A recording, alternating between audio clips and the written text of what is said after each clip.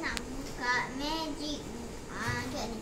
Nanti kita kena cari kunci ni, buka surprise dia. Ya, macam ni. Nanti beli. Kat mana? Kalau jumpa beli. Okey, sekarang kita nak buka macam ni. Dapat ni. Salah. Kita kena buka dan nanti kita tolong buka Iza. Okay, go. Okey, sekarang kita dah buka. Kita nak angkatkan dia. Right?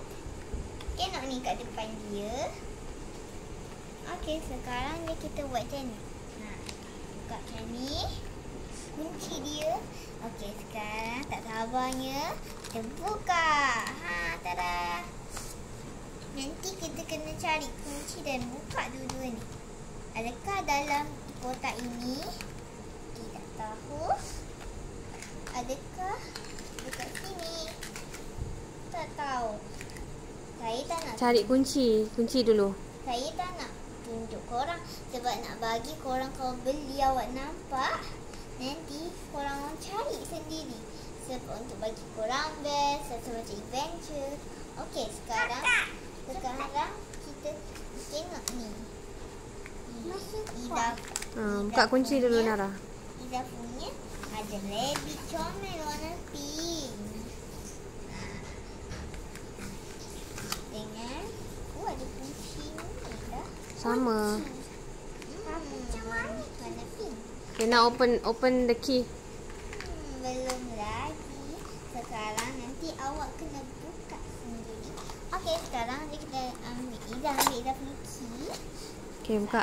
Buka key masing-masing. Okey. Buka key. Akhirnya. Saya dah Tunjuk key. Tada. Ada dua. Ada ni lagi. Adik? Oh, adik ada 3 key. Nara ada 2 je? 3 juga, okey. Okey, sekarang Ida. Okey, sekarang kejap. Kita ambil kunci.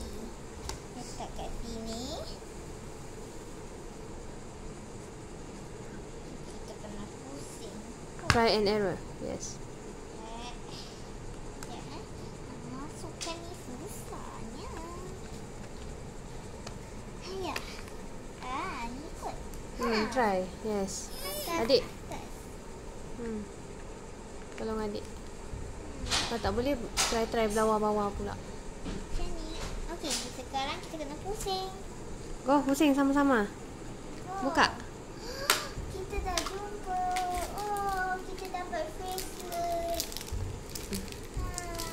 Ida. Bisa? Bracelet juga. Kita boleh buat bracelet tu. Ada kunci. Ada kunci lagi. Jom kita buka yang purple ni pula. Buka sama-sama. Adik buka yang green, kakak buka yang purple. Adik pusing. Adik dah buka dah tu. Ayah. Ni kakak tolong. Tadi adik dah terbuka dah, dia pusing. Ida dah buka. Ida dapat cincin. Starfish. Tengok Iza dapat apa? Tengok. Cincin. Cincin. Dengan ada tali. Untuk buat bracelet. Stiker. Inara. Inara tak Surprise. Sekarang Inara ada cincin. Cincin cantik rama-rama. Stiker.